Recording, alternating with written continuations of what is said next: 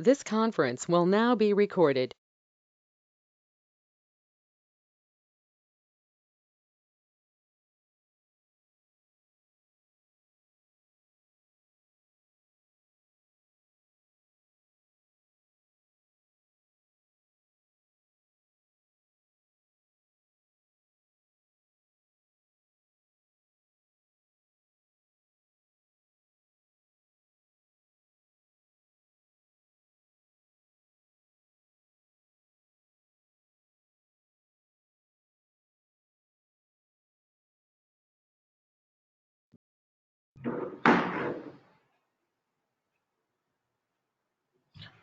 Hi everyone, good morning. Let me start the Kubernetes missions.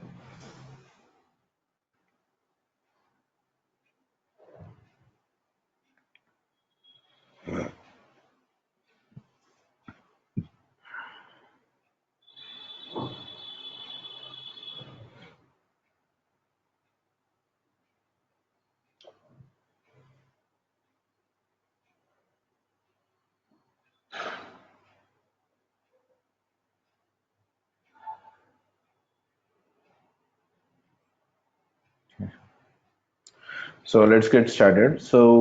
In the previous class, we have seen the installation process and setting up the Kubernetes cluster.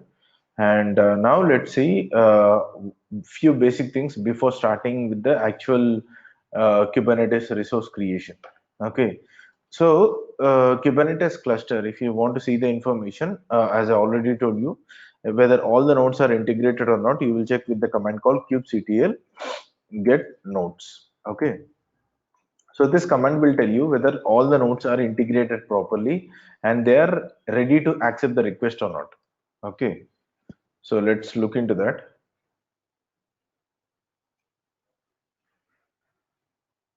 So whenever I execute a kubectl command, that command will communicate the information to the kube API server, and it will transfer the information to the respective server like kube control manager, and it will get the information of your cluster status, like whether all the nodes are integrated properly or not.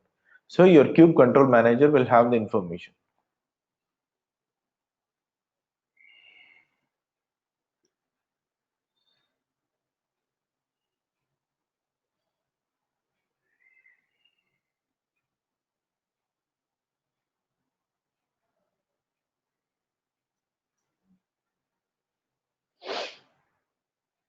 A bit slow. This is because of my networks and everything. Because I'm using a low network, right? So that's the reason it is a bit slow.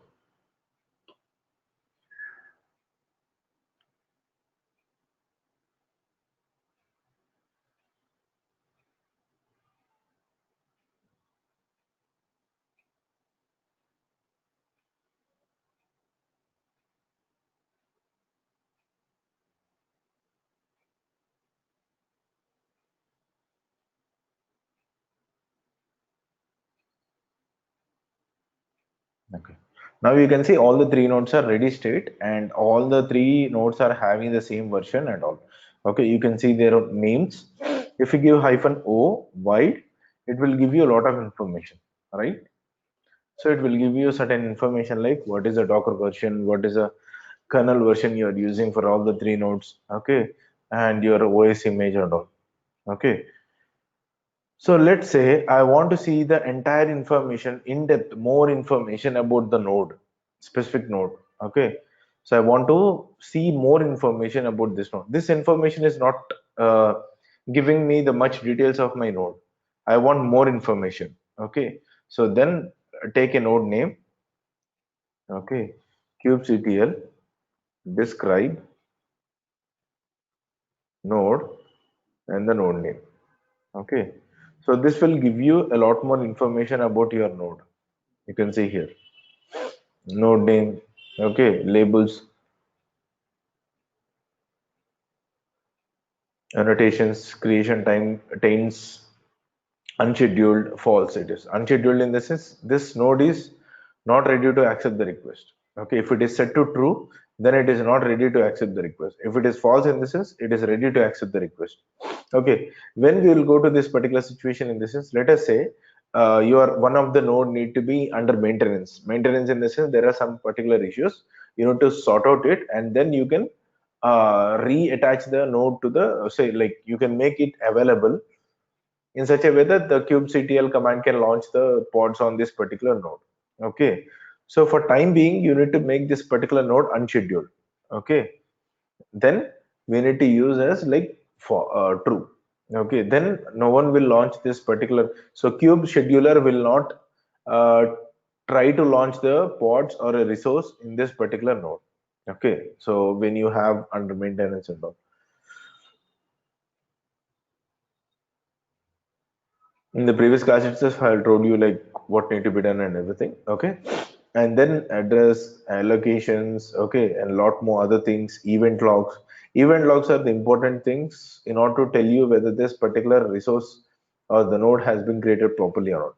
Okay, so that talks about your entire node information. Okay, if you want a short information of that particular node, then it is -o wide is enough. If you want more information about that particular node, we need to give kubectl describe node and the node name. Okay, so it will give you a lot more information about your node. Okay, if you want to print this particular details, node details in a YAML format, then you need to give -o YAML. So the output will be printed in a YAML format. All the three node details will be printed in YAML format. Okay, so that's all about your node information. Let's try to move to the next level. Okay, now if you want to see the Kubernetes information, kubectl cluster info.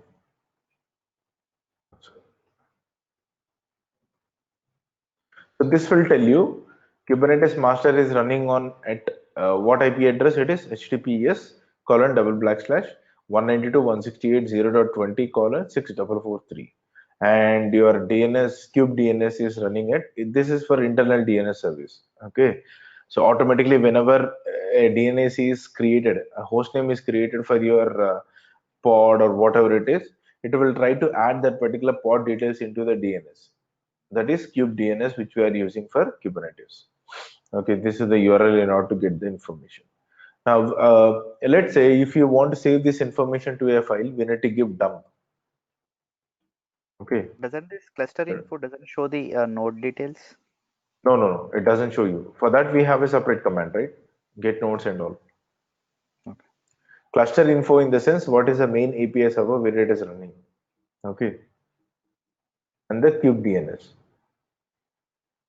So now, let's say, unfortunately, some people want immediately they want to check the IP address, what do you say? The API server curl command and all, right? So they want the endpoint of that particular API server. So immediately you can execute this command kubectl cluster -info. So that will give you the endpoint of that particular API server, kube API server. So this will give you the information. Okay. So now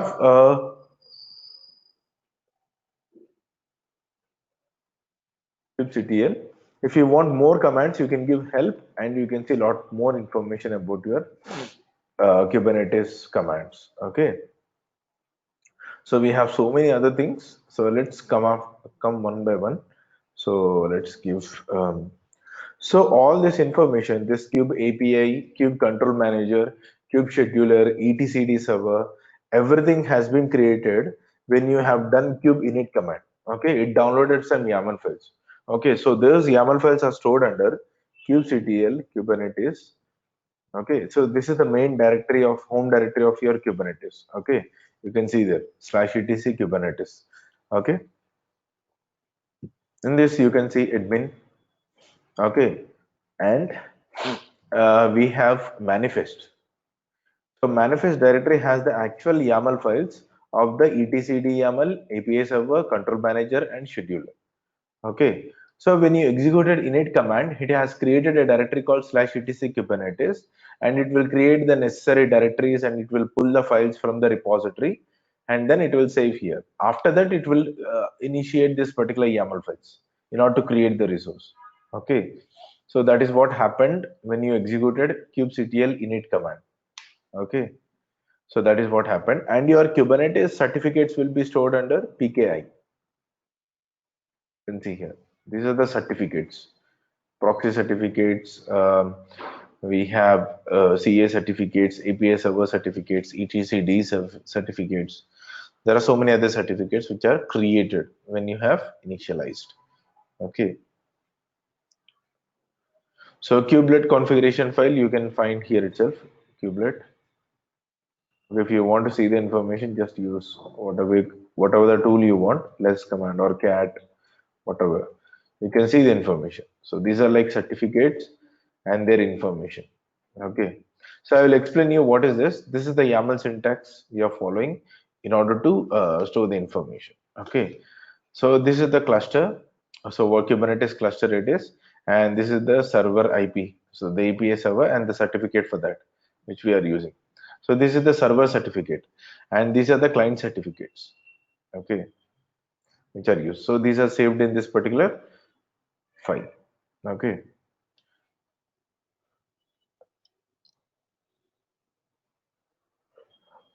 So now let's come for the first topic, that is nothing but pod. Okay. So every API has certain for let us talk about resource first. Okay. What is resource and all?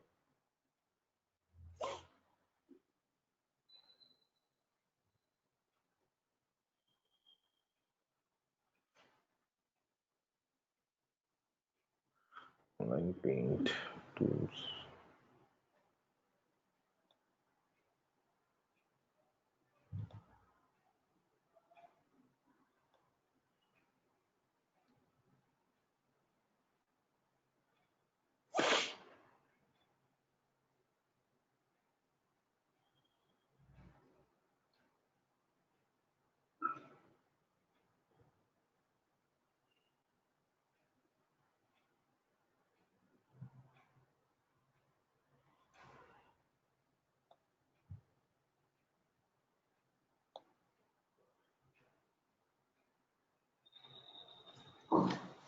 Where is text here?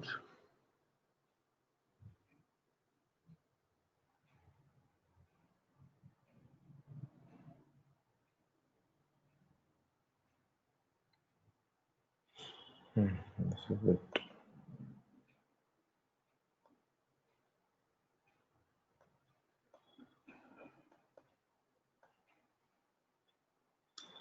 Okay. So let's talk something about Kubernetes resources. Okay.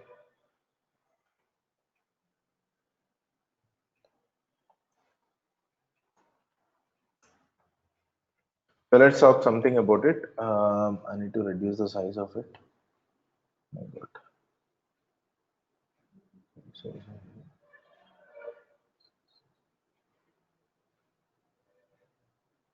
Normal online.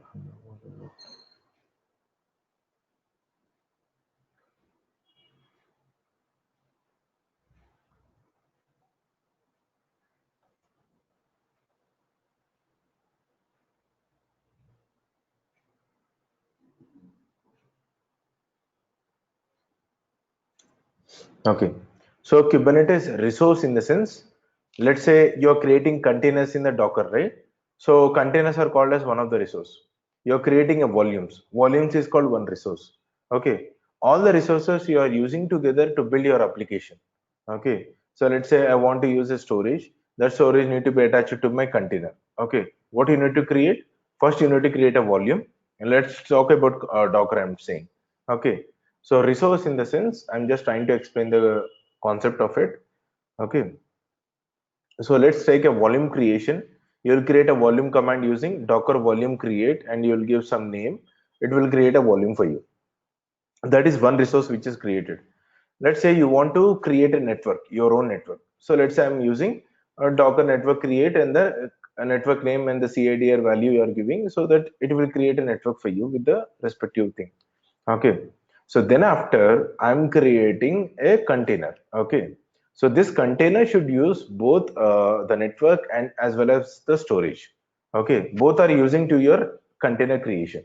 So container creation is one resource, volume is one resource, and your network is one resource. All together you are using to your application deployment or building it. So that is called as resource. The resource which is created in the Kubernetes is called as Kubernetes resources. So what are the resources we have in Kubernetes? So let's talk about it. The first and foremost thing that we need to talk about is pod. What is this font? How to change this font size settings?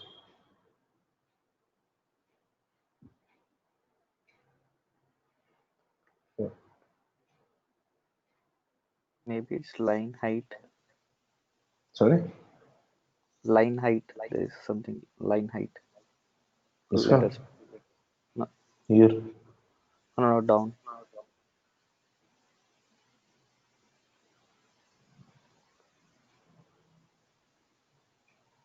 line height. Okay,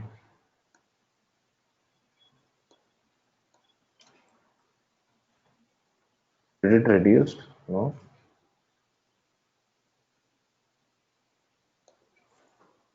Hmm. Okay.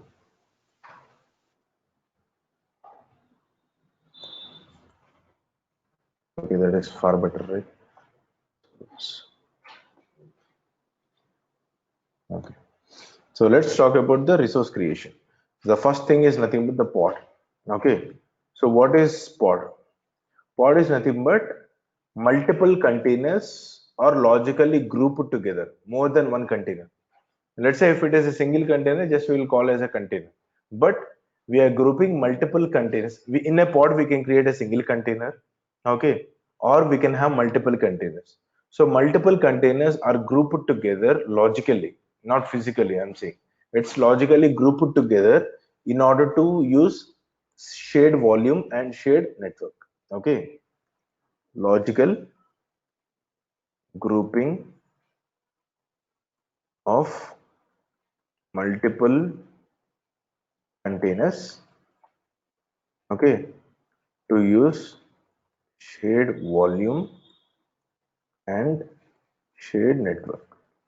For this reason, we are using pod. Okay. The best example which I can show you in the diagram is, let me open my document which I have used. Yes.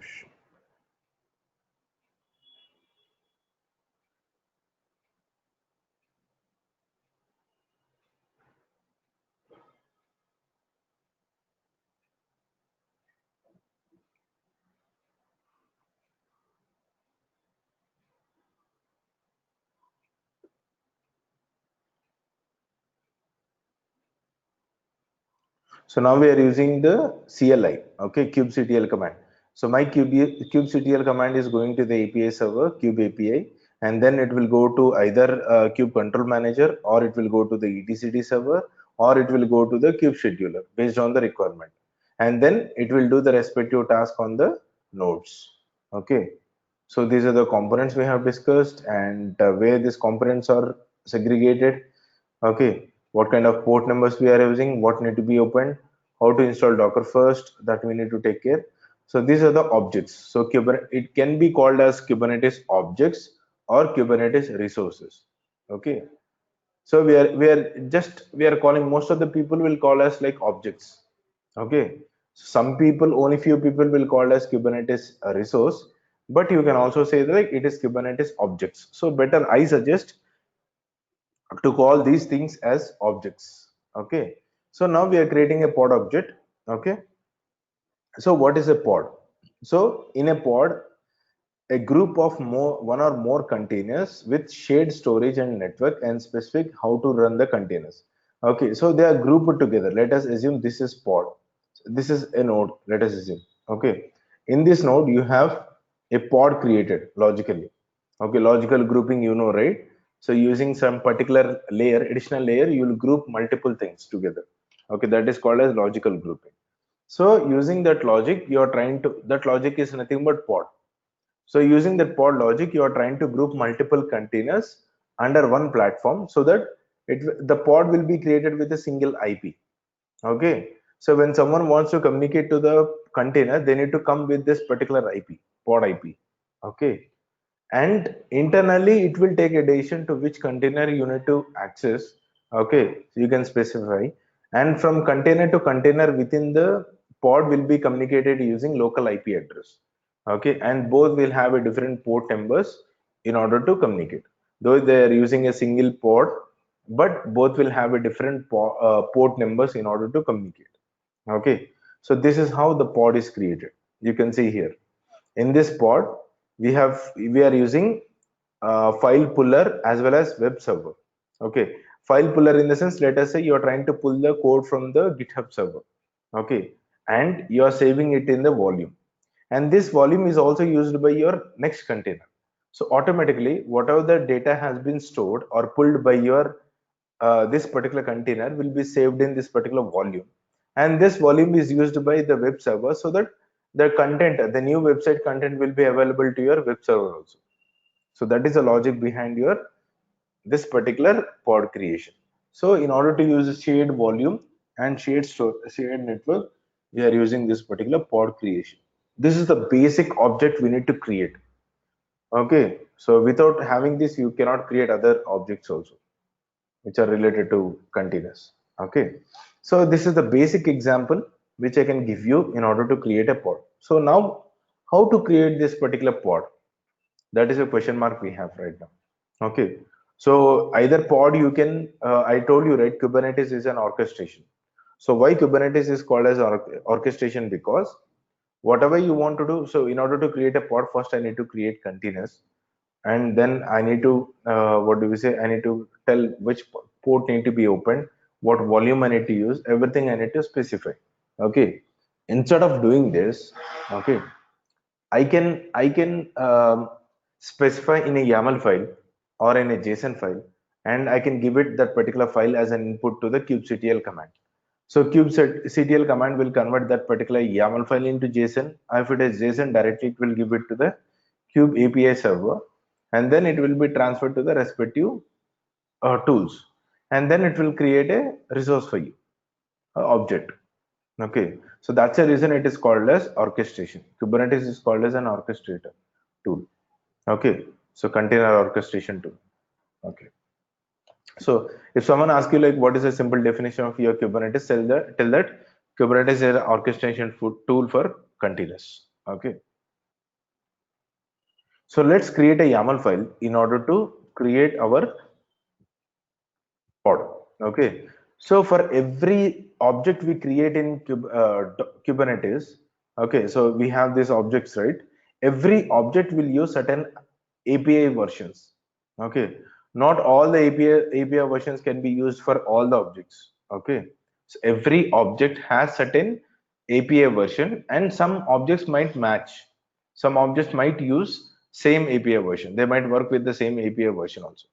So before that, if you want to see the total number of API versions we have in Kubernetes, just execute kubectl API versions. So these are the API versions we have. Okay, API extension.k8.io v1 beta 1. This can be used for deployment. Okay, this can be used for API registration, and this is for API only. This is also for apps, applications which you want to deploy. like deployment, okay, and all. So this is for pod creation, V1, and we can also use for deployment. Okay, so RBAC is nothing but RBAC is one of the authentication authorization we have in Kubernetes. For that, we need to use this particular API version. Okay, for storage, we need to use this particular API version. So for everything, we have a separate API version. For auto scaling, we can use this particular API version. Okay, for certificates. Okay, for events, if you want to see the event logs or something. For network, we can use this one. Okay, so now, so when you execute a IP space A command, you can see this Docker network by default it is created. Okay, that is it will not used by your containers. Okay, containers obviously will internally might use, but we are not using it right now. Flannel network is the main network we are using in Kubernetes. For this is the pod network. You can see here 10.244.0.0/32. So this is the main network. So in that we are using 0.1 as a gateway for this particular server. And for the second server, you can see, let me log into that second server.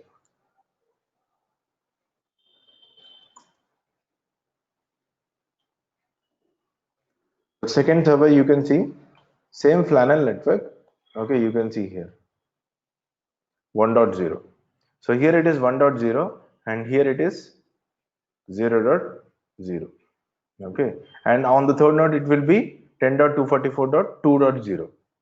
0.0, 1.0 and 2.0. If there is a third node, fourth node, then 3.0, okay, or 2.0, 4.0, 5.0. It will be like that. Okay, so based on the requirement. No. So if you want to see the pods which are already created, okay, so there is a concept called namespace. Okay, namespace in the sense segregating the Kubernetes objects from one particular user to another user or whatever it is you see. Okay, if you want to isolate the Kubernetes objects, then we create a namespace. Okay, as of now in Kubernetes we have, before creating a pod, I'm saying this particular concept. Okay, because in pod also we can specify namespace. Okay, so kubectl. Okay, if I execute get pods, as of now you can see it is saying me no resource found, in the sense there are no pods created as of now. Okay, but actually there are pods running inside, because API server for kubectl, for kube control manager, for kube proxy, for kube DNS, for everything there is a pod created internally. So how will you see that? They are created in different namespace. But what is the namespace it is giving me when I execute this particular command? It is giving me the details from the default namespace. There is a namespace called default namespace. From there, it is trying to fetch the details. By default, if you don't pass any parameter, by default, it will fetch the data from the default namespace.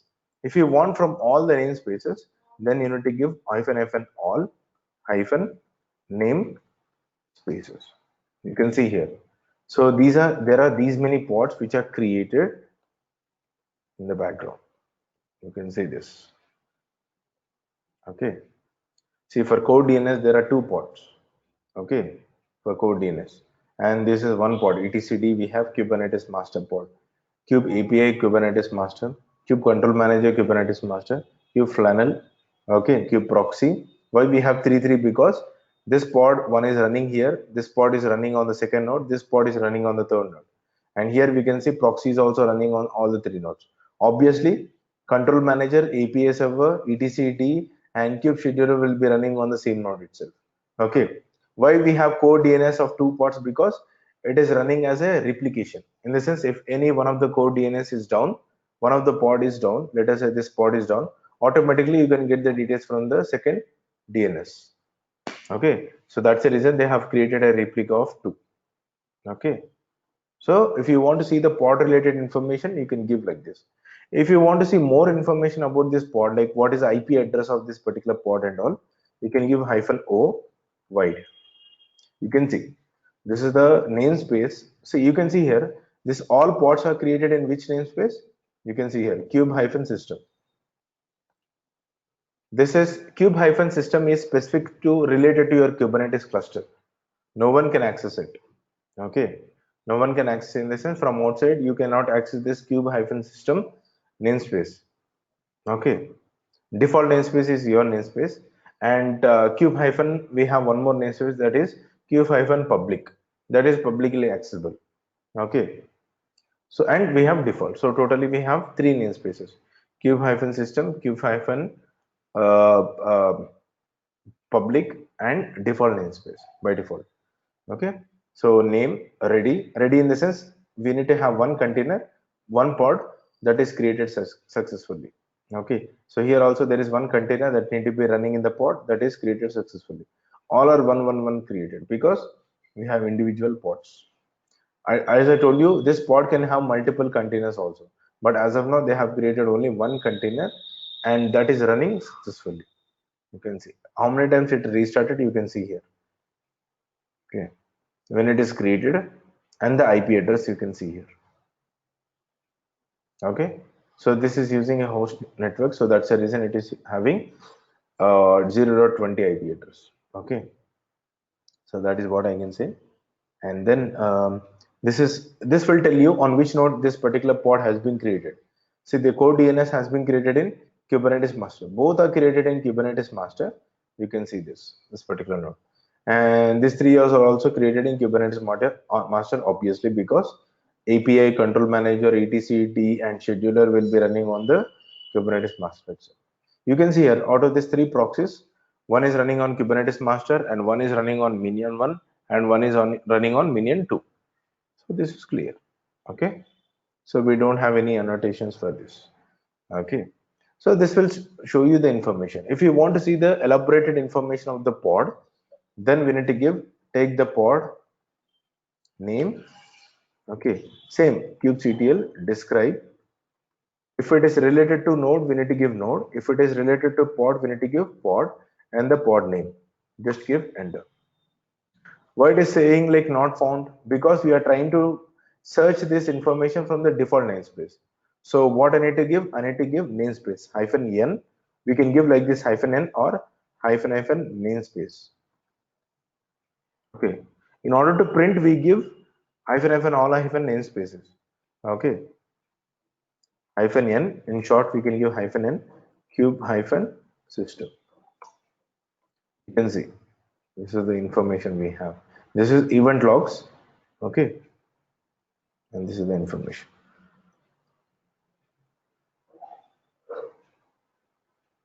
Pod namespace, node name, and the IP address of it, labels, annotations, what is the Docker image it has used. You can see this Docker image, container ID. Okay, and what is the port numbers that are opened, and to which ports on the host machine it is binded. Okay, so what is the command that is getting executed when your pod is created. Okay, and then documents, and then we have, so this is the information, how much resource it is using, limit. Okay, memory limit in the sense 170 MI, in the sense MB it is 170 MB, it is limit. Request is nothing but 70 MB, and then CPU is 100 M. Okay, so liveliness, we can see here liveliness pod in this, it will check the health checks of this particular pod. If it is not healthy, then it will restart your pod. Okay, that is liveliness. I will tell you later how to create it. Mounts is nothing but this is the mount information. So /etc core DNS is mounted to config volume. It is read only. And where lib secrets kubernetes.io security content is mounted to core DNS token. Okay, so this is mounted from here.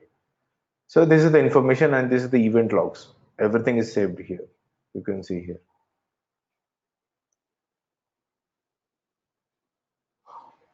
Any doubts till now here? Any concept that you have not understood?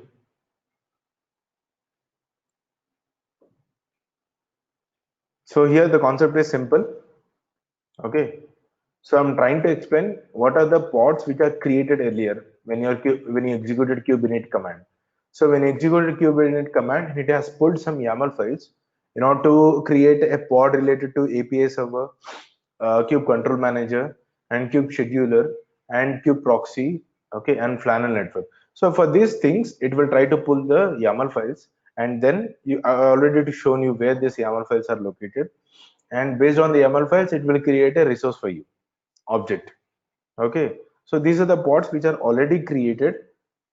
Okay, in which namespace it is created in kube-system namespace. So if you want to see the total number of namespaces we have in Kubernetes, get namespaces. Okay, so you can see we have default kube-public and kube-system. So these are active, and this is the age when it is created, and you can see that. Okay, so these are the namespaces we have. So by default, when you execute a command without specifying any namespace, get pods, let's say, it's not printing anything. It's saying like no resource found. Okay, which means that you don't have any resource created in the default, either pod or service or kube config, whatever it is, config map. There are different resources, right? Like pod and everything. So they are not created yet in default namespace. So let's try to create us from our end a sample pod of Nginx. Okay, so let's see how to do it. Okay, so I'm writing a YAML file.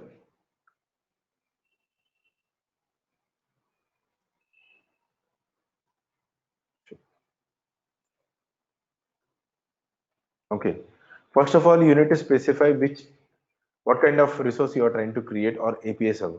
So my API version. So the syntax should be proper. You can see here small a, and I'm using capital V here. Okay, API version. What we can use V1. Okay, so the API version which I'm using is V1 in order to create pod resource or pod object. Okay, so then I need to specify what kind of object you are trying to create. It is pod. So capital P and small od. Okay. So then for this pod, I need to set some name. Okay, so name or labels I can set. Labels are nothing but alternative names to your to fetch the to group multiple pods. In order to group multiple pods, we use labels. Okay, same label name can be assigned to one more pod. So when you try to pull the pods with the label names, when there is a pod which is matching to that particular label, it will print all the pods. Okay, so for that reason we are using labels. So labels are not anything functionality. It is just a logical name you are assigning to particular pod.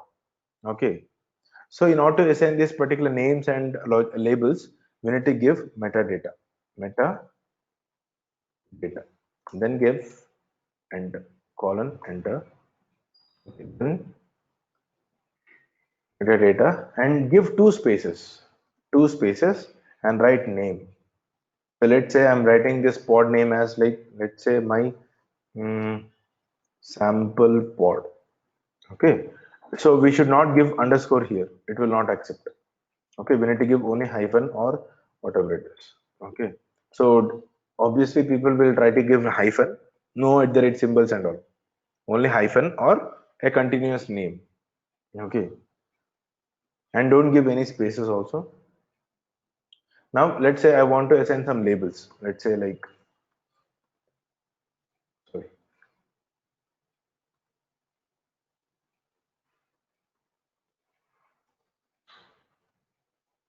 say like I want to assign, this is a key and this is a value. Okay, I'm assigning some name. So that is a label which I give. You can give n number of labels. It's not like only we need to give only one label. You can give like this also. Let's say like,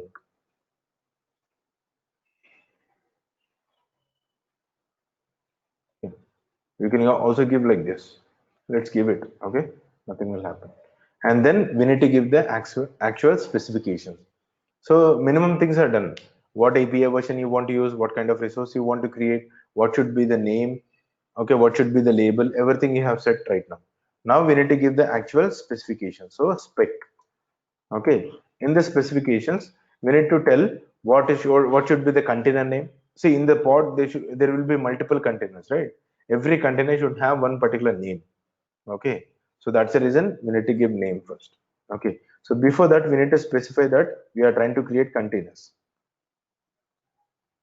Okay, then two spaces. For everything it is two spaces. Okay, or we can give here itself name.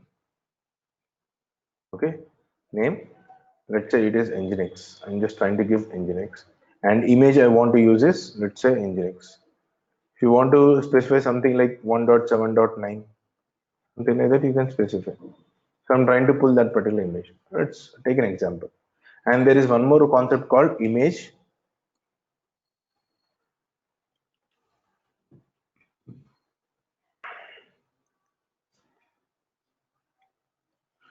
Let's say I want to expose the ports, then ports, then container port.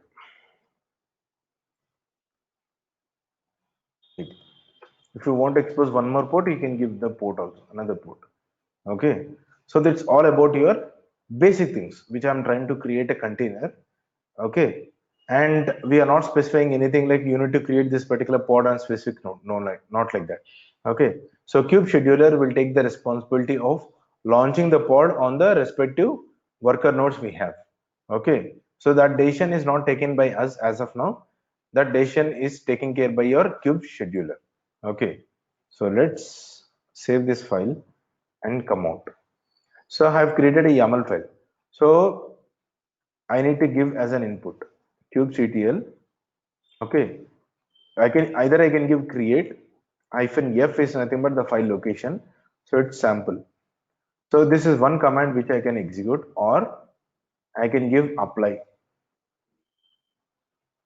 Okay, apply, or else there is a last method which I can give. Okay, it is nothing but cat simple kubectl create -f hyphen in the sense whatever the output you are getting from here you're passing as an input to the next command. Okay, so this is one of the method we have. So here I can use apply or create. Okay, both the methods. So these are the four commands we have right now in order to create your resource or a object. Okay, kubectl create -f and the location of the file. Okay, kubectl apply -f and the file location, or we can give in this method. Okay, any method is fine for us. Now you can see it is saying like pod sample pod is the name of the pod. Okay, so this is the object which you are trying to create, and this is the object name, and then it is saying like it is created. So now if I execute kubectl get pods, you can see the pod is getting created. It is not yet ready. The status is container created. If you want to see the live information of this, -o WATCH watch -watch. You can see now it is in running state. Previously it is like container creation state. Now it is in running state. So let's cancel it. Let's see the pod. You can see now it is running. Okay, if you want to see the IP address of this particular pod, WID sorry -o wide, you can see the IP address of this particular pod.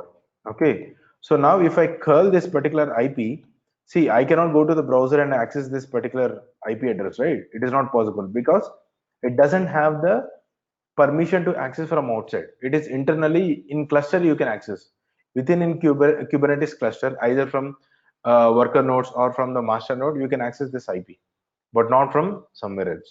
So let's try to give curl and give IP. You can see it is giving you welcome to Nginx. There is another method to tell whether this website is working or not. You can see a 200 OK. So 200 OK in the sense your website is accessible. So Nginx pod has been created and you are able to access it.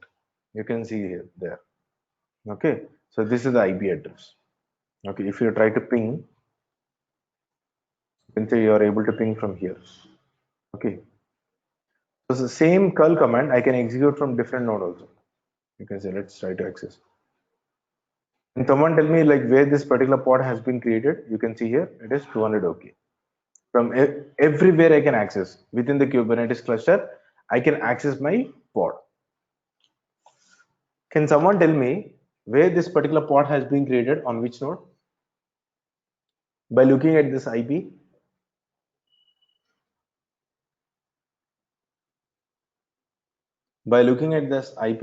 can someone tell me on this which particular node it has been created?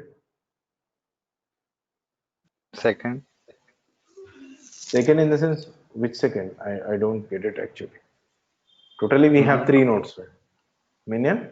Minion node 2. 2, right? Yeah. Because you can see the starting IP address 10.244.2 in the sense it is for the second worker node. Okay. Or else you can give this particular command, right? So it will tell you cube minion 2. Okay. So this is how we can identify that this particular pod has been having this IP address with this particular node. Okay. If you want to see the description of this particular pod, so kubectl describe, okay, pod in the pod. This is the name of the pod. So you can see here container. See, I will tell you the flow how it has happened.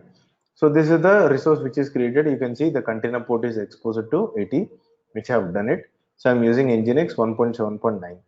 Okay, and this is the IP address of my pod. Okay, and this is the load information where it is launched. Okay, now the actual information is lies in nothing but in event log. You can see when your pod is first of all it is trying to create.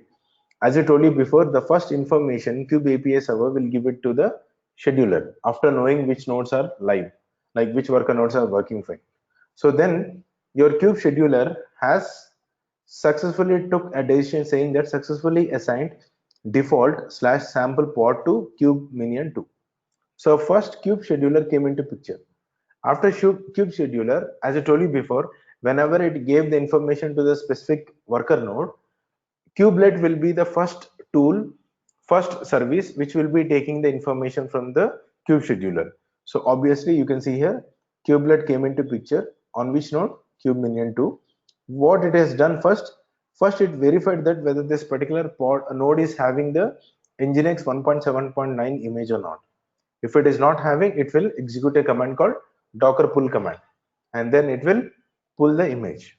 Okay. After it is pulled, you can see the statement successfully pulled image. After that, kubelet again, it is trying to create a container with the resources we have given. You can see here reason created, and then after that it is starting your container. Scheduled, pulling, pulled, create, and then started. So these are the events which are undergone when you trying to create a pod. Okay, pod in the sense again it's container running in the pod, but logically grouped together in order to use shared volume and shared network. Okay, shared network is nothing but your pod IP. Shared volume is nothing but the volume which is created. Okay, as of now we haven't created any shared volume right now. So, but when we come across volume, then you will understand the use case of it. We'll see a practical example also. Don't worry about it. Okay. So now let's. I think two people have disconnected. Okay. So this is all about the pod creation. Okay. So this is a basic sample pod which I have created. So let's see what are the other things we can do. Okay. So what are the commands we have seen in this? Let's see about it. What happened?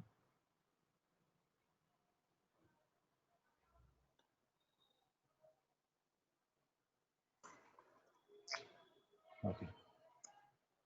Now let's create other type. Like let's say what commands we have executed in the pod. Okay. So kubectl get pods. Okay.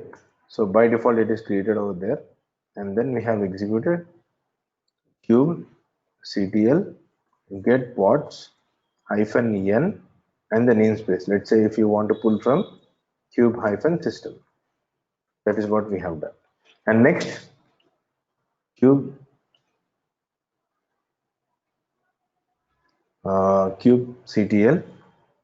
get pods. If you want to pull the pod from all the namespace hyphen fn all hyphen name spaces. Okay, then we have kubectl okay get pods. You can give hyphen o If you want to give a specific pod, let's say like sample hyphen nginx, okay, then you need to give hyphen o YAML if you want to print the output on a YAML format. Next, if you want to see the detailed information of that particular pod, kubectl describe pod name, okay, just we need to give. So these are the important commands related to your pod. If you want to see the more information about pod, kubectl, like live information of the pod creation, whether it is creating under creation or not, we need to give kubectl get pods -fn watch. Okay, so there is one more command. If you want to see the IP address of the pod and then only the which node on which node it is launched, for that we have kubectl get pods -o wide. Okay, so these are the total commands we have in order with respect to the pod. Okay, I hope everyone understood. If you want, you can note down it. kubectl get pods, it will try to give the pods from the default namespace. Okay, kubectl get pods -n cube hyphen system, in the sense it will try to give the pods which are created in that specific namespace. If you want to pull all the pods which are created in the all the namespaces, you need to give kubectl get pods -fn all hyphen namespaces. Let's say you want to print the output of the pods in a YAML format, then we need to give kubectl get pods pod name and the -o YAML YAML format. Then if you want to give the description of the pod, specific pod, then we need to give kubectl describe pod and the pod name. If you want to see the live information of the pod status, then we can give kubectl get pods -fn watch. It will tell you it is under creation, right? If you want to see whether it is running or not, live information, then you need to give watch. Then we have kubectl get pods -o wide. It will give you the pod information as well as it will give you IP address of the pod and on which node it is launched. Those are the two information additionally you'll get when you give -o wide. Okay, so these are the things which you can do in the pod creation. Okay, so tomorrow we will see what are the other things we can do in pod. Okay, let's say I want to launch a pod in a specific namespace, so let's do it. See, the same YAML file I will use, you can see here we are using this particular pod, right? Same YAML file I will use in order to create in a different namespace. We'll see whether it will create or not. Okay, so here we can specify on which namespace we can create.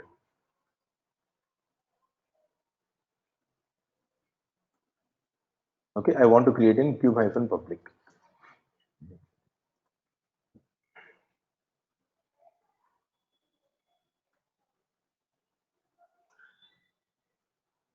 It is created. It is not giving me any error saying that it is already existing. See, this is also a sample pod, kubectl get pods -n kube-public. Okay, so still it is, see, here we can see a sample pod and here also we can see a sample pod. So it doesn't have any restrictions because it is a different namespace. When you have a different namespace, you can create a different same pods, same name of the pod with a different location. But if you try to create same pod again in the same namespace, you can see here what it will try to say. Error while creating namespace, pod already exists. Okay, so that is what we need to take care of. You can create a different namespace, but in the same namespace you cannot create the same pod. Okay, so that is called as namespace. That is the reason we are using a namespace. So what I can do, for Suresh I will create one namespace, for Harish I will create one namespace, for Sudhams I will create one namespace. So I will create all my resources or all my objects in one my namespace, and Suresh will create his own namespace, and Harish will create his own namespace. So three different, I can use the same YAML file. Okay, so that is the advantage of using namespace. Tomorrow we'll see how to create our own namespaces and how to launch the pod in that particular namespace. We already know how to create a pod in specific namespace. With this YAML file you can understand. I specified namespace saying that kube-public. So obviously it is created under kube-public. You can, oh shit, anyway it is giving error. You can see now it is running successfully. So now the IP will be different. It is launched in Cube Minion 1. Previous pod has launched in Cube Minion 2. Now this one has launched in Cube Minion 1. Okay, you can again use curl. Okay, welcome to Nginx. Okay, so this is the basic thing that we do. I hope everyone understood. So understand the concept. In the document I have explained an example. I have given more examples, but don't go with that. I will tell you the concept, then you can understand the use case of it. I have attached the screenshot also, what I have done exactly. Okay, so this is the pod creation. Okay, so tomorrow we'll see the rest of the topics. Thank you guys, have a good day. Bye. Any doubts you can ask me. If no doubts, we can wind up the class for today.